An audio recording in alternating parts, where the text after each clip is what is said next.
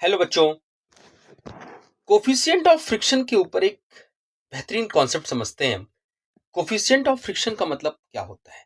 Coefficient of friction बताता है roughness between the two surfaces, कितना ज्यादा सरफेस रफ है। तो अगर मैं आपसे कहूं कि मेरे पास दो सरफेस हैं और एक सरफेस रफ है और दूसरा सरफेस स्मूथ है, तो मुझे किसमें ज्यादा फोर्स लगाना पड़ेगा मूव कराने के लिए? तो आपका जवाब होगा कि जो सरफेस स्मूथ होगा उसमें मुझे कम फोर्स लगाना पड़ेगा। तो जिस सरफेस में आपको कम फोर्स अप्लाई करना पड़ेगा, इसका मतलब कि उसका कोफिशिएंट ऑफ फ्रिक्शन कम है।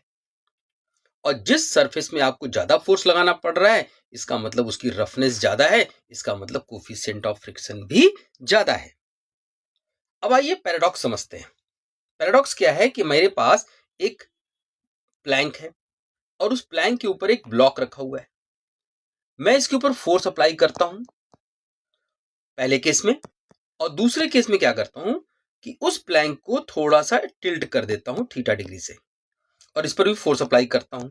मान लो ये फोर्स F नॉट है। तो अब मुझे आप ये बताओ कि किस केस में, केस 1 और केस 2 में मुझे किस में ज्यादा फोर्स अप्लाई करना पड़ेगा ब्लॉक को मूव कराने के लिए? तो आपका जवाब होगा कि पहले वाले केस में मुझे ज्यादा फोर्स अप्लाई करना पड़ेगा, क्योंकि इसमें नॉर्मल रिएक्शन ज्यादा है, इसलिए फ्रिक्शन फोर्स भी ज्यादा है। यहां पर नॉर्मल रिएक्शन की वैल्यू कम है, इसलिए फ्रिक्शन फोर्स की वैल्यू भी कम है। तो पहले वाले केस में फ्रिक्शन फोर्स ज्यादा है, दूसरे वाले केस में फ्रिक्शन फोर्स कम है। तो अब आप जवाब दीजिए कि किस केस में म्यू की वैल्यू, म्यू का मतलब रफनेस, ज्यादा है, पहले केस में या दूसरे केस में? तो ऐसा लगता है कि भाई सेकंड केस में कम फोर्स अप्लाई करना पड़ेगा, इसका मतलब म्यू की वैल्यू इस केस में कम होगी। यही कंफ्यूजन है, ऐसा नहीं होता।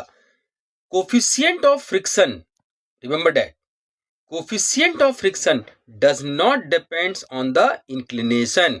सरफेस के इंक्लिनेशन पर डिपेंड नहीं करता। फ्रिक्शन फोर्स तो डिपेंड करेगा इंक्लिनेशन पर, लेकिन कोफिशिएंट ऑफ फ्रिक्शन इंक्लिनेशन पर डिपेंड नहीं करता। ठीक है।